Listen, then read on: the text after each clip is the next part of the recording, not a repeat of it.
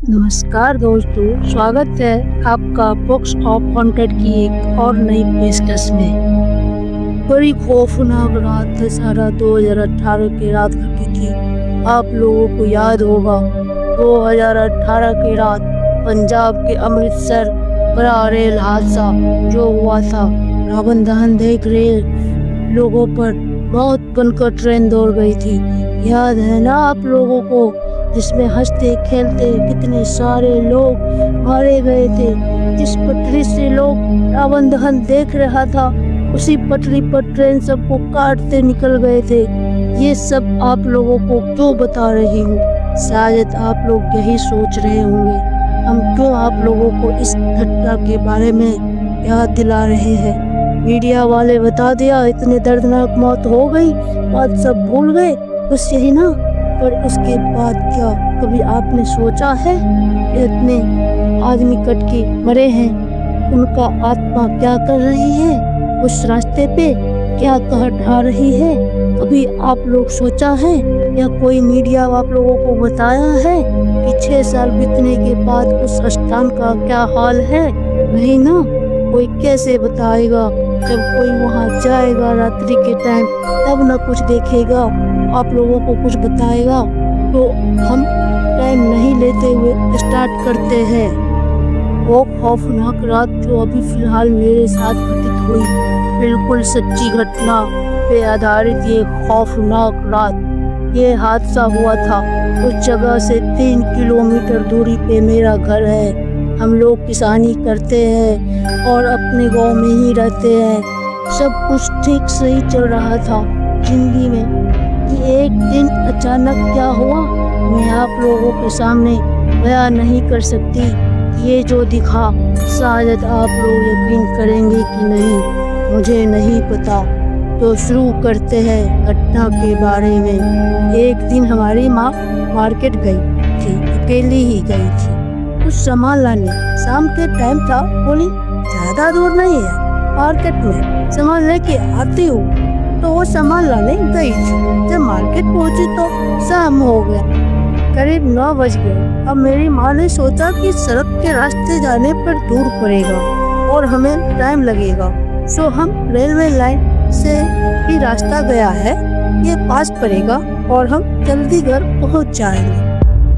तो उन्होंने क्या किया कि रेलवे लाइन वाली रास्ते से घर के लिए निकल पड़ी।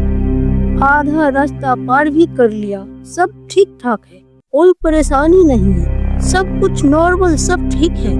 पर आगे जो हुआ बताना मुश्किल हो रहा है। टाइम 10 बज गए थे, हल्का हवा भी चल रही थी। हवा की वजह से पेड़ सब हिल रहे थे। ये सब ठीक था, पर अगले पल एक ट्रेन वहां से गुजरी।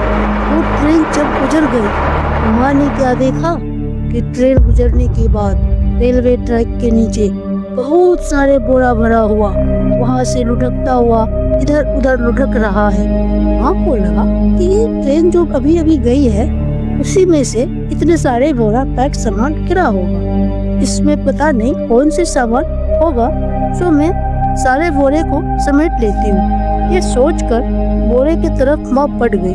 जितने करीब जाती गई, बोरे को पकड़ने की कोशिश किया, बोरा और आगे निकल गया लुढ़कते हुए। माँ ने सोचा ढलान है, इसीलिए बोरा आगे लुढ़क गया। फिर कोशिश की, फिर बोरा आगे निकल गया लुढ़कते हुए। फिर पास गई बोरे की, बोरा और आगे निकल गया। माँ उस बोरा को पकड़ नहीं पा रही थी। उनकी समझ में नहीं आ रहा था कि आखिर ये तो सामान से भरा हुआ बोरा हमारे हाथ क्यों नहीं आ रहा है। फिर अचानक क्या हुआ कि माँ ने देखा कि कुछ दूरी पर काला सा भयंकर दिखने वाला सांड की तरह मोटा लंबा सींग वाले कोई जानवर माँ की तरफ बढ़ रहा है। माँ ने सोचा कि कोई होगा जानवर। जिस रास्ते से माँ आ रही थी बिल्कुल सुनसान था, दूर दूर तक कोई दिखाई नहीं दे रहा था। माँ ने सोचा पहले ये कट्टा को पकड़ लूं और देखूं कि इसमें सामान क्या है। फिर कोशिश की पर कट्टा हाथ नहीं आया। तब तक आवाज अचानक तेज गति से माँ के कानों में आवाज। माँ ने सोचा निशान होंगे, वो हमारे पास आ रहा है। ऐसे ही माँ ने उस आवाज के तरफ देखा तो क्या दिखा, एक अजीब सा साया माँ के तरफ बढ़ रहा है। माँ ने तो सामान वाला कट्टा था उधर देखा, वो कट्टा कहीं दिखाई नहीं दिया। फिर इधर देखा, वो सांड कहीं दिखाई नहीं दिया। फिर माँ ने फिर इधर देखा, उधर देखा, कुछ भी दिखाई नहीं दे रहा था। मन ही मन माँ ने सोचा, हे प्रभु, ये क्या था?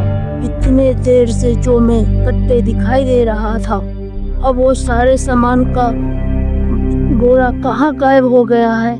और जो अजीब सा दिखने वाला जानवर थे वो कहाँ गायब हो गया? रात भी ज्यादा होने को है, मैं अपने घर जाती हूँ। जैसे ही माँ ने आगे कदम बढ़ाया था, सामने एक अजीब सा मोटा तगड़ा काला कुत्ता दिखा। माँ के ठीक सामने। माँ ने कुछ समझता पलक झपकते ही वो मोटा तगड़ा काला कुत्ता कहीं गायब हो गया। माँ कुछ समझ नहीं पा रही थी कि ये सब क्या हो रहा। पहले तो मोटरी लुढ़कता रहा जिसे हम पकड़ नहीं पाए, फिर ये सांड भयंकर रूप में दिखा, फिर ये काला भयंकर कुत्ता, फिर गायब। मेरे माँ को अब जाके डर लगा। पूरा शरीर में एक तेज सा जलन के साथ, अजीब सी दुर्गंध के साथ, हवा के साथ झोंका नाकों से होते हुए पूरे शरीर में फैल गया।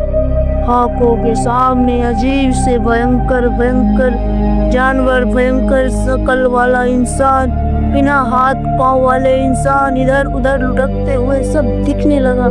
माँ फिर कब बेहोश हुई उसे कुछ याद नहीं। रात भर हम लोग चिंतित थे, पर सुबह में कोई पशु चरवाहा ने देखा तो घर पे फोन किया, क्योंकि वो जो चरवाहा हमारे माँ को जानता था, तो देखते ही पहचान लिया। फिर जाके माँ को हॉस्पिटल में भर्ती करवाया था। 12 घंटे बीतने के बाद माँ को होश आया था। कैसी लगी कहानी? आगे और डरावनी कहानी के लिए हमारे चैनल को सब्सक्राइब करें। धन्यवाद दोस्तों, मिलते हैं और कोई नई कहानी में। धन्यवाद।